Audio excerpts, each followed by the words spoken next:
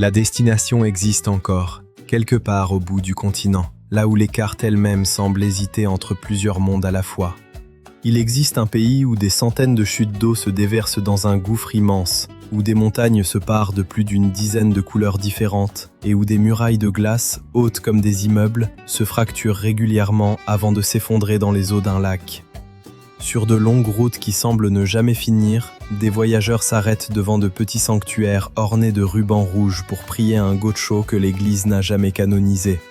Et au cœur de la Patagonie glacée, il existe encore des villes où l'on boit du thé gallois, où l'on chante en chœur, et où l'on vit à plus de 10 000 kilomètres de la terre de ses ancêtres, sans jamais vraiment l'avoir oubliée.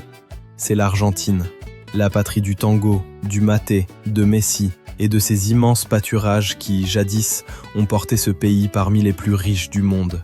Mais c'est aussi un endroit où la valeur de l'argent peut basculer du jour au lendemain, où des retraités doivent calculer, presque au centime près, le coût de chaque repas. Où beaucoup de jeunes continuent de rêver d'un avenir ailleurs, loin d'ici. Comment un pays doté d'autant de richesses naturelles a-t-il pu devenir si fragile? C'est la question qui accompagne ce voyage, du premier au dernier kilomètre. Sur la carte, l'Argentine s'étire comme une longue bande de terre à l'extrémité sud de l'Amérique du Sud. Un pays si vaste qu'il semble contenir plusieurs climats, plusieurs vies, plusieurs histoires à la fois. Au nord-est, tout près du Brésil, s'étendent des forêts subtropicales denses et humides. Un peu plus loin, se déploient les zones humides d'Ibéra, un monde où la terre et l'eau ne font plus qu'un, où l'on ne sait plus très bien où finit le sol et où commence le marais. Au centre, la plaine de la Pampa s'ouvre à perte de vue, plate, fertile, généreuse, presque hypnotique par son horizon sans fin. À l'ouest se dressent les Andes, avec leurs déserts d'altitude, leurs lacs salés qui brillent comme du verre et leurs sommets couverts de neige. Sur les versants nord, les forêts de nuages de la Yungas s'accrochent aux montagnes dans une brume permanente. Et tout en bas, à l'extrémité du monde, se trouve la Patagonie, la terre de feu, et les vents froids qui soufflent sans relâche depuis l'océan austral. Ainsi, l'Argentine n'est pas un seul monde, c'est une mosaïque de mondes qui coexistent sous un même drapeau. Une petite ville de Patagonie peut porter en elle des souvenirs gallois intacts, tandis qu'un village du Nord continue de vivre au rythme des Andes et de la Pachamama, cette terre-mère qu'on honore encore aujourd'hui. À Buenos Aires, on grandit entouré de cafés où résonne de la musique, de bus bondés et d'immeubles qui semblent tout droit sortis d'une ville européenne. Dans le Chaco, en revanche, la vie s'organise autour des forêts sèches, des rivières et des communautés autochtones qui habitent cette terre depuis bien plus longtemps que le pays lui-même. Deux existences, deux rythmes, un seul pays. La richesse originelle de l'Argentine est née de ses terres agricoles fertiles, de ses immenses troupeaux de bétail, de ses exportations de viande et de céréales, de ses ports maritimes actifs, de ses réseaux ferroviaires et de millions d'immigrants venus d'Europe, avec, pour tout bagage, leurs compétences et leur ambition de bâtir une vie nouvelle. Mais avec l'arrivée du XXe siècle, le pays a commencé à basculer dans des cycles dont il peinerait longtemps à sortir. Les crises se sont succédées, l'une après l'autre, sans jamais laisser vraiment le temps de se relever. La dette publique a gonflé, le peso s'est dévalué, encore et encore. La politique n'a cessé de changer de visage. Peu à peu, les habitants ont appris à conserver leur argent en dollars, en or ou dans la pierre, car personne ne pouvait plus être certain de ce que cet argent permettrait d'acheter le mois suivant. Un pays doté de montagnes, de mers, de pétrole, de lithium, de pâturages, d'eau douce et de terres arables à perte de vue, et qui, pourtant, n'est jamais parvenu à bâtir une prospérité durable. C'est un paradoxe qui donne le vertige. Et pour le comprendre, il ne suffit pas d'ouvrir un tableau de chiffres et de courbes économiques. Il faut descendre dans la rue, se mêler à la foule et aller à la rencontre de ceux qui vivent, chaque jour, cette contradiction dans leur propre quotidien. Buenos Aires est souvent la première porte d'entrée en Argentine, et elle ne laisse personne indifférent. Vue d'en haut, la ville s'étend le long du Rio de la Plata, avec ses larges avenues, ses toits anciens, ses parcs verdoyants, et ses quartiers à l'architecture qui rappellent furieusement l'Europe. Mais dès que l'on pose le pied sur le trottoir, cette impression de formalité se dissout aussitôt dans le vacarme des klaxons, le grondement des bus qui filent au carrefour, les cafés bondés à toute heure du jour, et ce flot ininterrompu de passants pressés, tous happés par le mouvement de la ville.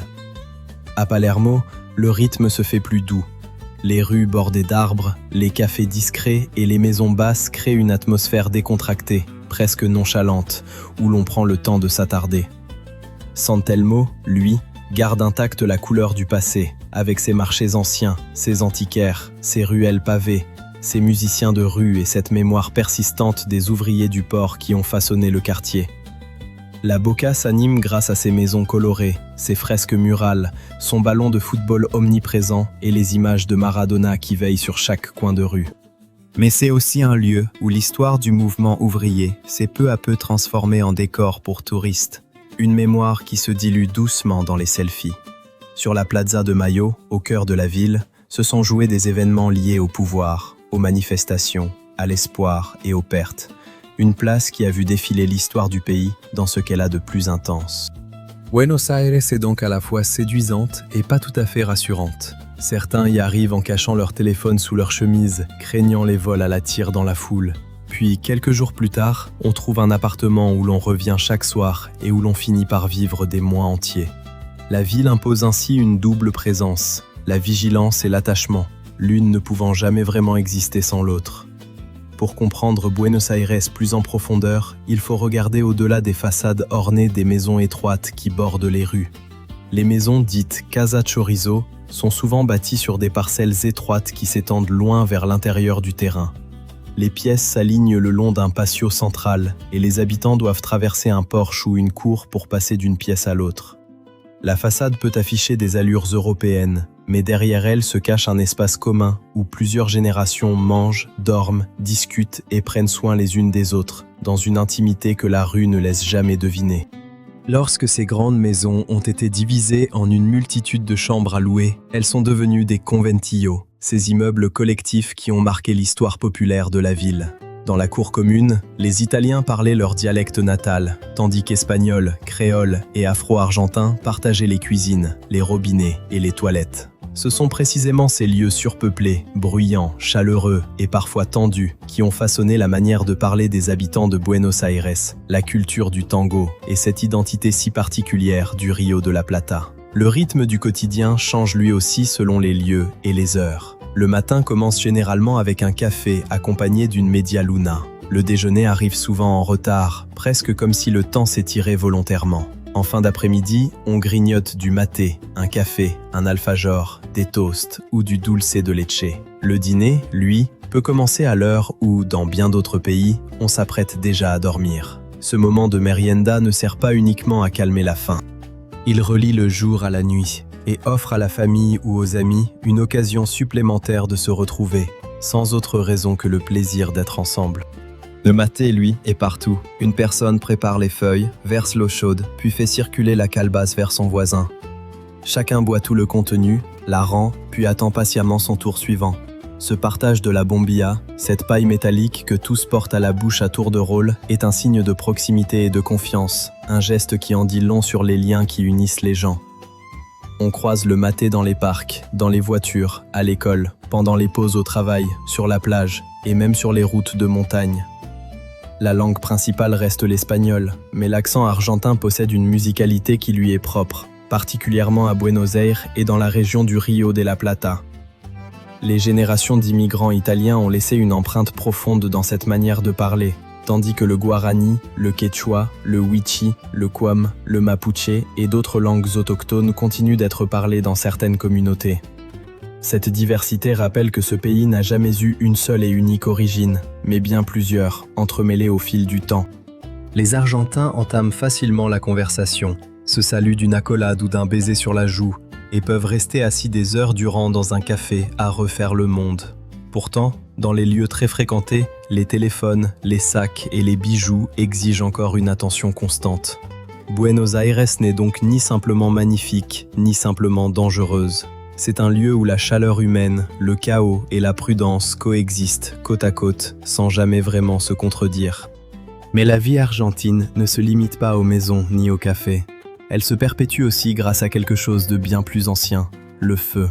En Argentine, la préparation d'un asado commence bien avant que le premier morceau de viande n'atteigne la table. Le charbon doit brûler de manière régulière, la flamme ne doit jamais être trop vive. L'homme qui se tient devant le grill, que l'on appelle l'asador, surveille la couleur des braises, la distance entre le feu et la grille et la direction du vent avec une patience presque méditative. On sert généralement en premier le chorizo, la saucisse, le morcilla et les abats. Les grandes pièces de viande arrivent plus tard, lorsque la conversation s'est déjà étirée dans le temps et que plus personne ne regarde sa montre. L'assado n'est pas simplement une façon de cuire de la viande, c'est un véritable rituel social. Celui qui tient le rôle de cuisinier devient pour un moment le centre de la réunion, tandis que les autres restent debout autour du feu, un verre de vin à la main, à jouer, à rire et à raconter des histoires. Dans une société où les prix obligent souvent les gens à calculer chaque dépense, cette pause, aussi brève soit-elle, crée un espace suspendu dans le temps où, pour une fois, personne n'a besoin de se presser. À Buenos Aires, les traces de l'immigration italienne se retrouvent directement sur la table du dîner. La pizza locale est généralement généreusement garnie de mozzarella et servie avec la fena, une sorte de galette à base de farine de pois chiches. Les pâtes, les glaces et la culture du café font également partie intégrante du quotidien. L'immigration ici n'a pas seulement changé des noms de famille ou des visages. Elle a transformé la palette même de cette terre, ses saveurs, ses habitudes, sa manière d'être ensemble. Le dulce de leche, ce lait concentré sucré et onctueux, se retrouve dans les medialunas, les alfajores, les pâtisseries, les glaces et les desserts familiaux. Cette saveur riche et sucrée réveille des souvenirs d'enfance avec plus de force que n'importe quel plat raffiné pourrait jamais le faire. Dans la rue, le choripan se trouve bien plus facilement qu'un steak au restaurant. Ces saucisses grillées glissées dans du pain, relevées de chimichurri ou de sauce créole, se retrouvent près des stades de football, dans les parcs, sur les marchés, lors des manifestations et des réunions de famille. Le steak, c'est l'image que l'Argentine choisit de montrer au monde. Le choripan, lui, c'est ce que les Argentins mangent vraiment, au quotidien, dans leur vie de tous les jours, loin des cartes postales. En remontant vers le nord, le bœuf laisse peu à peu place au maïs, aux courges, aux haricots et aux plats d'origine andine. Le locro est un ragoût épais préparé à base de maïs blanc, de haricots, de courges et de viande. Ce plat apparaît souvent sur les tables lors des fêtes nationales, mijoté dans une grande marmite et partagé entre de nombreux convives, comme un symbole de communauté. L'humita, elle, utilise du maïs frais moulu, de l'oignon, des épices et parfois du fromage, le tout enveloppé dans des feuilles de maïs. Le tamal, quant à lui, utilise également une pâte de maïs, mais avec de la viande en guise de garniture. Ces plats rappellent que la culture culinaire andine est bien plus ancienne que les frontières de l'Argentine elle-même, qu'elle appartient à un monde qui dépasse largement le pays. L'empanada, elle, change de visage selon les provinces, comme si chaque région voulait raconter sa propre histoire à travers une simple pâte farcie. À Salta, les empanadas sont généralement petites, tendres et à la garniture juteuse. À Tucumán, on utilise de la viande coupée au couteau plutôt que hachée pour préserver la texture. À Jujuy, on peut retrouver des ingrédients typiques des hautes terres, tandis qu'en Patagonie, on ajoute de l'agneau à la pâte. Chaque empanada raconte à sa façon le climat, les produits et les coutumes du lieu où elle a été préparée. Dans les campagnes du nord-est, le manioc et le poisson de rivière comptent bien davantage que les troupeaux de bétail. La chipa est confectionnée à partir de fécule de manioc et de fromage. La vapoti est un plat épais à base de maïs, hérité du peuple guarani. Dans le système du fleuve Paraná, on pêche le pacu, le dorado et le surubi, que l'on fait ensuite griller, cuire au four ou mijoter avec des légumes. À Cuyo, on fait lentement rôtir de jeunes chevreaux dans le plat appelé chivito, tandis que dans les vallées sèches et ensoleillées poussent les célèbres vignobles. Le Malbec est devenu un symbole international, mais le torontais porte en lui un arôme unique, propre au nord du pays. Plus au sud, en Patagonie, on peut goûter un agneau entier rôti au feu de bois, de la truite arc-en-ciel, du saumon fumé, du centola de la terre de feu, des baies sauvages et des produits venus tout droit de la forêt froide. Puis, au milieu du chemin patagonien, à Gaiman et à Trevelin, surgit un thé gallois complet, presque irréel dans ce paysage. On y sert du thé noir, accompagné de gâteaux aux fruits, de pâtisseries à la crème, de pain et de confiture. La scène se déroule bel et bien en Amérique du Sud, mais les objets posés sur la table portent en eux le souvenir d'une terre lointaine, jamais vraiment oubliée. En Argentine, la gastronomie ne se résume donc pas au steak et au vin. Ce pays porte en lui les empanadas de manioc guarani, les plats de maïs andins, la pizza des immigrants et ce thé gallois que l'on peut encore boire au beau milieu de la Patagonie. Pour retrouver ses saveurs les plus anciennes, le voyage doit quitter les plaines et grimper là où l'air se fait de plus en plus rare, de plus en plus vif. Depuis Salta, la route laisse derrière elle les bâtiments coloniaux blancs, les toits de tuiles et les places pavées pour s'enfoncer dans une toute autre Argentine. En quelques heures à peine, la verdure cède la place à des montagnes arides et à des cactus dressés comme des sentinelles. Le nord du pays est proche de la Bolivie, et pas seulement par la distance géographique. La nourriture, la musique, les croyances et le rythme de vie appartiennent tous à ce monde andin, un monde bien plus vaste que les simples frontières nationales. La route nationale numéro 52 serpente à travers les chaînes de montagnes, où la couleur de la terre change à chaque virage, comme une palette qui se renouvelle sans cesse. Des camions traversent lentement les cols, transportant des marchandises depuis l'Argentine vers le Chili, puis vers la côte Pacifique. C'est à la fois un itinéraire d'une beauté saisissante et un corridor commercial rude, marqué par l'air raréfié, les vents glacés et les longues montées interminables. À cette altitude, les feuilles de coca font partie de la vie quotidienne. On les mâche ou on en prépare une infusion pour atténuer le malaise que ressent le corps lorsqu'il ne s'est pas encore habitué à l'air rare des sommets. La coca est également présente dans les échanges sociaux et les rituels. Pour les habitants de la région, cette pratique est très éloignée de l'image associée à la cocaïne. D'un côté, il y a une tradition ancestrale, transmise depuis des générations. De l'autre, il y a le résultat d'une transformation chimique et d'un marché illégal. Deux réalités bien distinctes que l'on confond trop souvent. Au pied du Cerro de los Siete Colores se trouve Purmamarca, un village aux ruelles étroites, aux maisons d'argile et au marché artisanal qui accueille des visiteurs venus de loin. Le tourisme apporte des revenus, mais il transforme aussi peu à peu le visage de ce centre rural.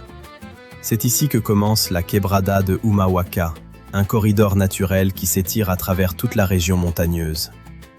Bien avant l'arrivée des Espagnols, des marchandises et des voyageurs empruntaient déjà cette vallée. Une partie de cet itinéraire faisait autrefois partie du réseau Inca, avant de devenir, plus tard, un territoire stratégique dans la lutte pour l'indépendance. Plus loin apparaît le Salinas Grandes, où la terre devient d'un blanc éblouissant et où l'horizon perd toute profondeur, comme si le ciel et le sol se confondaient. Pendant la saison des pluies, une fine couche d'eau recouvre le sel, transformant la surface en un miroir qui reflète les nuages et le ciel tout entier. La présence de bassins d'eau bleue témoigne du fait que, sous cette croûte de sel, l'eau continue d'exister, invisible mais bien présente. L'extraction du lithium crée des emplois, mais son exploitation suscite chez les habitants des inquiétudes réelles concernant les eaux souterraines, la terre et l'équilibre environnemental de toute la région. Plus haut encore se dresse le Cerro de los Siete Colores lui-même, le Hornocal. À plus de 4000 mètres d'altitude, les couches de roches s'organisent en un motif dentelé et changent de teinte selon la lumière du jour. Certains l'appellent la montagne aux 14 couleurs. D'autres affirment qu'après la pluie, on en distingue encore davantage. Les bandes rouges, vertes, jaunes et grises se sont formées jadis dans un environnement marin ancien, avant que les mouvements géologiques ne les soulèvent, peu à peu, jusqu'à les rapprocher du ciel. Dans les maisons de Pisé, les murs épais faits de terre séchée conservent la chaleur durant les nuits froides et adoucissent la chaleur écrasante du jour. Sur l'autel, on peut trouver des images catholiques, mais dans la cour, les familles continuent d'offrir à la Pachamama, la terre-mère, de la nourriture, des boissons ou des feuilles de coca. Deux systèmes de croyances qui cohabitent dans la vie de tous les jours ont appris, chacun à leur manière, à recevoir de la terre autant qu'à lui rendre. Mais les Andes ne sont qu'un seul des nombreux visages naturels de l'Argentine. En se dirigeant vers l'est, la terre sèche cède la place aux forêts embrumées. Et plus loin encore, c'est comme si le continent tout entier se dissolvait dans l'eau. Au nord-est, à Iguazú, c'est d'abord un son qui se fait entendre. Depuis le fond de la forêt monte un grondement, semblable à une tempête qui ne s'arrête jamais. À mesure que le sentier s'élargit, des centaines de chutes d'eau se précipitent dans d'immenses failles rocheuses, dans un vacarme assourdissant. Dans la zone appelée la Garganta del Diablo, la gorge du diable, l'eau s'accumule au fond d'un gouffre en forme de fer à cheval. Une vapeur d'eau s'élève et forme un brouillard épais. Le sol tremble légèrement sous les pieds, les vêtements se trempent en quelques instants, et toute parole s'efface devant le rugissement de la cascade, comme si le lieu lui-même imposait le silence. Mais Misiones ne se résume pas à Iguaçu. Derrière les routes de terre rouge se cachent les ruines de San Ignacio Mini, une ancienne mission jésuite guarani. Les murs de pierre témoignent d'une époque où l'architecture européenne s'est mêlée au savoir-faire, aux techniques et à l'art du peuple guarani. Après l'effondrement du système des missions, la forêt a peu à peu repris ses droits. Les racines des arbres et la mousse ont recouvert ce que les hommes avaient jadis construit avec tant d'application, comme pour rappeler que la nature finit toujours par reprendre sa place. Plus loin s'étendent les Esteros del Ibera, un monde de lacs, d'herbes inondées et d'îles flottantes. Ces eaux abritent des capybaras, des caïmans, des cerfs des marais et une quantité innombrable d'espèces d'oiseaux. Les gauchos locaux ne montent pas à cheval sur des plaines sèches, mais se déplacent à travers des territoires inondés, dans un paysage qui semble suspendu entre terre et eau. Dans certaines zones, on réintroduit des jaguars afin de restaurer l'équilibre de l'écosystème tout entier. Sur les versants orientaux des Andes se trouve la Yungas, une forêt où les nuages eux-mêmes semblent se dissimuler entre les arbres. L'humidité qui monte du sol reste prisonnière de la canopée, avant de redevenir source d'eau qui ruisselle vers les vallées. En l'espace d'un court trajet, le paysage peut basculer entièrement, du plateau aride de la Puna à un monde humide, profondément vert et enveloppé de brume. Au nord et au centre du pays s'étend également le Grand Chaco, une vaste région de forêts sèches qui apparaît rarement dans les films touristiques, presque oubliée du grand public. Les arbres quebracho poussent sur une terre brûlante. On y trouve des tatous géants, des jaguars et une multitude d'espèces endémiques. C'est aussi la terre natale des communautés Wichi et Com. Mais la surface de ces forêts se réduit sous la pression de l'agriculture et de l'élevage à grande échelle, qui pèsent chaque année un peu plus lourd sur la nature et sur les territoires des peuples autochtones. En poursuivant vers le sud, au-delà de la forêt, s'ouvre la Pampa, où la force réside justement dans l'immensité de la plaine. Les prairies s'étendent jusqu'à l'horizon, sans qu'aucun obstacle ne vienne rompre cette ligne continue.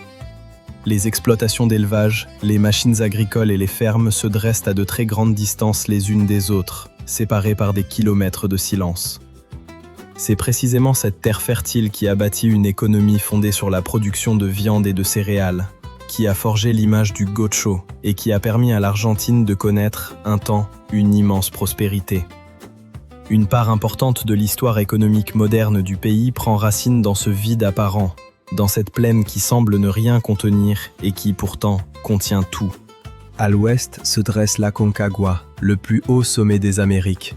L'ascension n'est techniquement pas très difficile, mais l'altitude oblige les alpinistes à consacrer de nombreux jours à l'acclimatation, sous peine de graves complications. Plus au sud se trouve la charmante ville de Bariloche, avec ses lacs bleus, ses forêts qui changent de couleur au fil des saisons, et ses chaînes de montagnes découpées comme au couteau. En hiver, on y skie. En été, s'ouvrent des sentiers qui traversent les forêts et longent des rives paisibles. Sur la côte atlantique, la péninsule de Valdés transforme la mer en une scène grouillante de vie. Les baleines franches australes viennent y mettre bas dans des eaux calmes, un spectacle rare et bouleversant. Le long du rivage se rassemblent manchots, otaries et lions de mer. Dans de rares instants, des orques poussent leur corps tout entier hors de l'eau, sur le sable, pour capturer de jeunes phoques. La chasse ne dure que quelques secondes, mais elle laisse une empreinte durable dans la mémoire de ceux qui en sont témoins.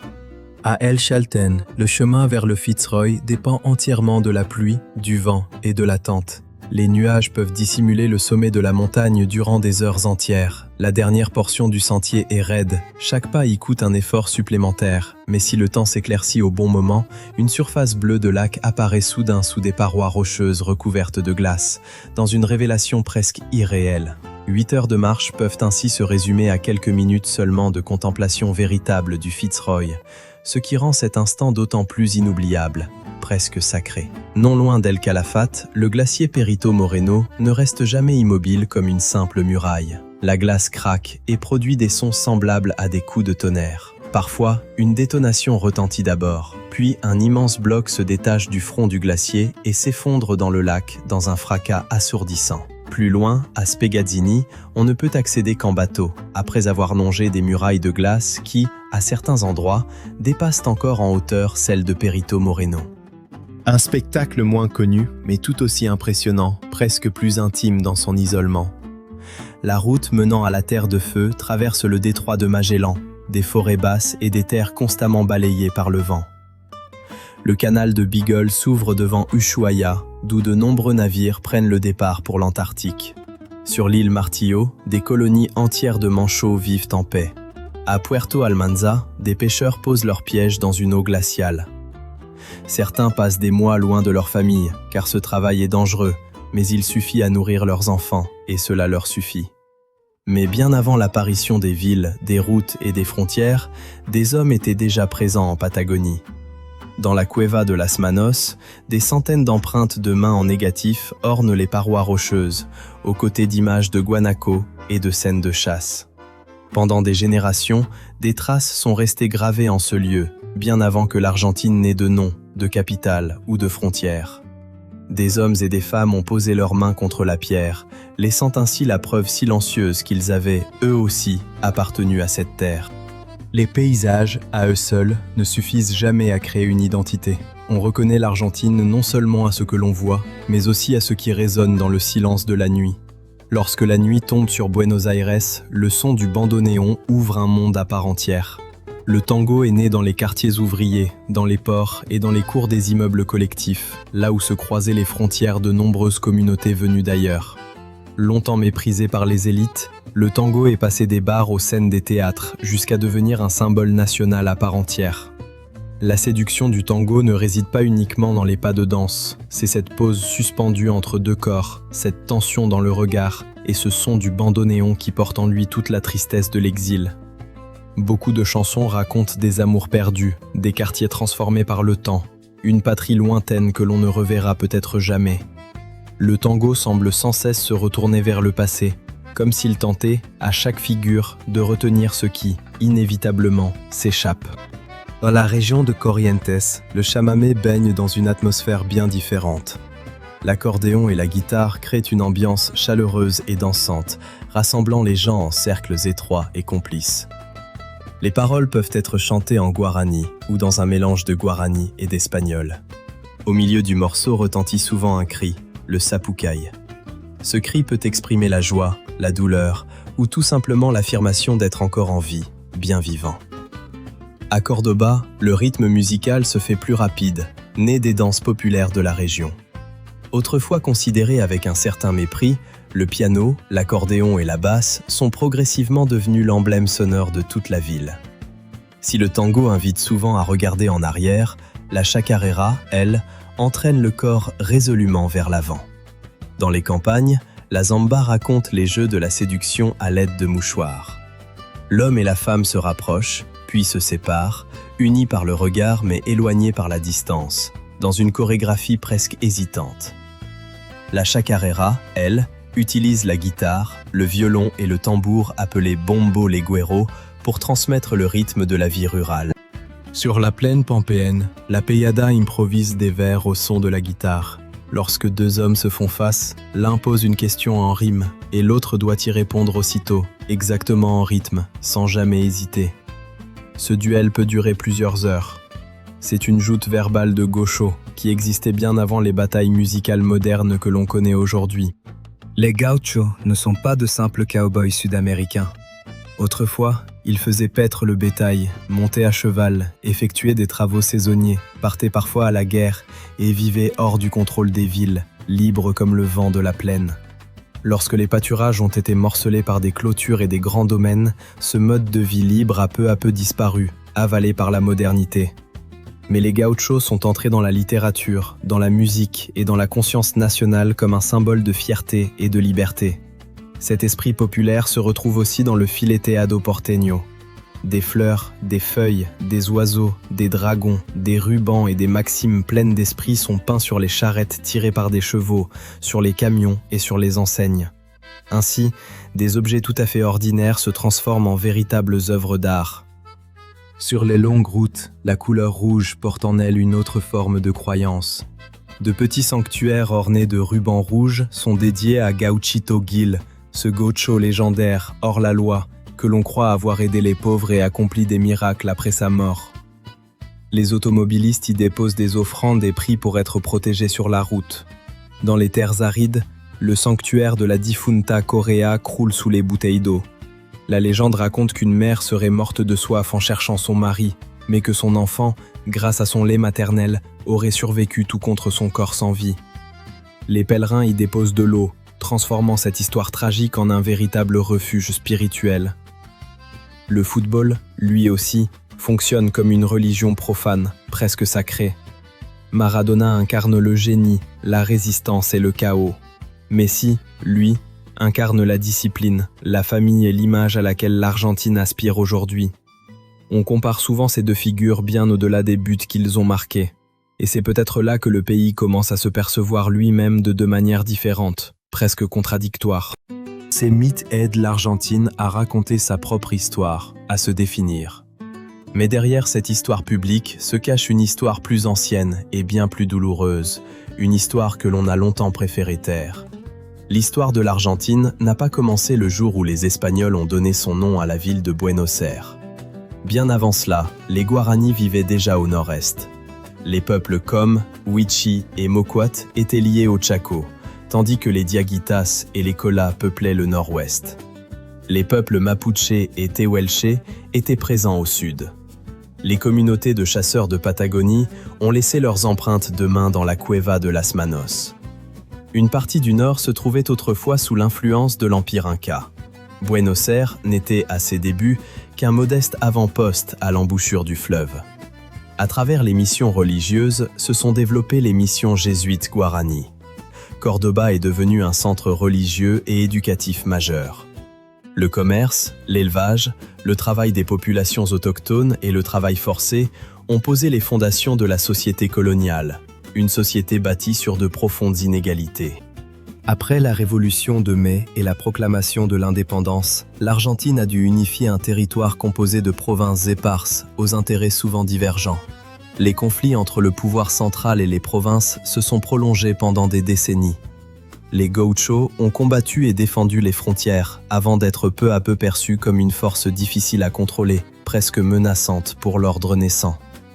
Au XIXe siècle, le gouvernement a étendu son emprise sur la Patagonie à travers ce que l'on a appelé la conquête du désert. Ce nom désignait un territoire soi-disant inhabité, alors que de nombreuses communautés y vivaient déjà depuis des générations. Au cours de cette campagne, les terres ont été transférées à l'État et à de nouveaux propriétaires, tandis que les populations autochtones subissaient massacres, captures, déplacements forcés ou pertes de territoire. La violence ne s'est pas arrêtée avec le siècle. En 1924, à Napalpí, dans le Chaco, une manifestation de travailleurs Com et d'autres ouvriers protestant contre des conditions de travail injustes a été violemment réprimée. Ce n'est que près d'un siècle plus tard que la justice a finalement reconnu ces événements comme un crime commis par l'État lui-même. Une reconnaissance tardive, mais essentielle. Dans le même temps, l'Argentine a accueilli une vague massive d'immigration. Italiens, Espagnols, Gallois, Juifs, Syriens et Libanais sont arrivés, occupant des rôles très divers dans la société naissante. Les chemins de fer reliaient la Pampa au port, tandis que les technologies de réfrigération permettaient de transporter la viande à travers l'Atlantique sans qu'elle ne se gâte.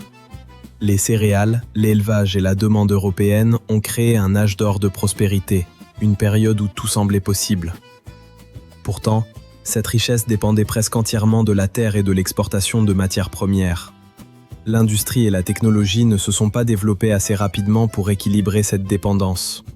La crise de 1929 a fait chuter la demande mondiale. Par la suite, des conflits ont éclaté entre les travailleurs, les propriétaires et l'État. Les coups d'État militaires se sont succédés, entraînant des changements politiques incessants, des dépenses publiques supérieures aux recettes, la planche à billets, une dette extérieure croissante et une inflation chronique. Chaque cycle électoral, l'un après l'autre, a fini par éroder un peu plus la confiance envers le peso et envers les institutions elles-mêmes. Le péronisme se trouve au centre de nombreux débats, mais il ne se laisse jamais résumer en quelques mots. Juan Domingo Perón a élargi les droits des travailleurs, le système de protection sociale et le rôle politique de la classe ouvrière. Ses partisans y ont vu une reconnaissance de la dignité du travail. Ses opposants y ont vu des dépenses démesurées, du clientélisme et une concentration excessive du pouvoir. Par la suite, le péronisme s'est fragmenté en de multiples courants, parfois contradictoires entre eux. En 1976, les militaires ont pris le pouvoir, ouvrant une période de terrorisme d'État. Des milliers de personnes ont été enlevées, torturées ou ont disparu sans laisser de traces. Les mères et grands-mères de la Plaza de Mayo sont devenus un symbole poignant de cette période sombre, portant leur foulard blanc en signe de deuil et de résistance. Après le retour de la démocratie, l'Argentine a créé des lieux de mémoire, organisé des procès contre les responsables de ces crimes et fait renaître dans la vie publique le souvenir de ce passé douloureux. Le pays a ainsi bâti des lieux destinés à empêcher que la société n'oublie jamais. Au début des années 2000, une grave crise de la dette a éclaté, accompagnée de troubles sociaux profonds. Face aux fluctuations monétaires et à l'inflation persistante, de nombreuses familles ont continué à conserver leur épargne en dollars ou dans d'autres valeurs refuges, par méfiance envers leur propre monnaie. Javier Milei a été élu en 2023, promettant de réduire drastiquement les dépenses publiques et de transformer le fonctionnement de l'économie. Ses partisans y voient une chance de restaurer une discipline financière depuis longtemps perdue. Ses opposants craignent, eux, une chute du pouvoir d'achat et un coût social très lourd à porter pour les plus vulnérables. La crise argentine n'a jamais eu une seule cause. Elle est le résultat d'une économie dépendante, de décisions politiques contradictoires, d'institutions instables et de multiples cycles fermés qui se transmettent, presque comme un héritage, d'une génération à l'autre. La question n'est donc plus vraiment de savoir si l'Argentine possède les ressources nécessaires, mais bien de savoir si son peuple croit encore que le pays peut réellement tirer parti de ce qu'il possède.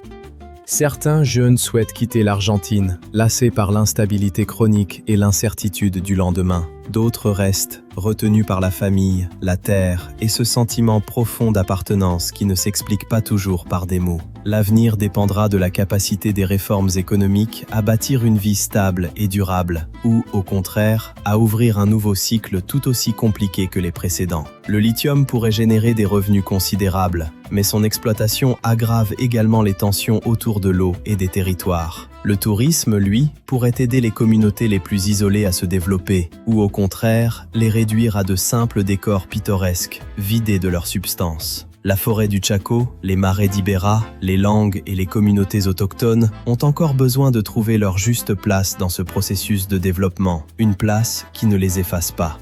L'Argentine est un pays de distance immense, entre forêts tropicales et glaciers, entre appartements luxueux et villages qui, aujourd'hui encore, n'ont pas accès à l'eau potable, entre terres d'une fertilité exceptionnelle et une monnaie qui vacille sans cesse, imprévisible.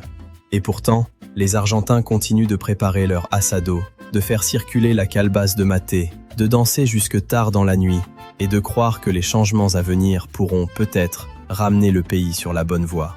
C'est peut-être cela au fond, le plus précieux, cette capacité à continuer d'aimer la vie, même lorsque l'avenir n'a jamais été certain. On peut se demander, en observant ce pays de loin, ce que l'on choisirait soi-même à la place de ces familles qui épargnent en devises étrangères par prudence, ou de ces jeunes qui hésitent entre partir refaire leur vie ailleurs et rester fidèles à une terre qui, malgré tout, continue de les faire vibrer.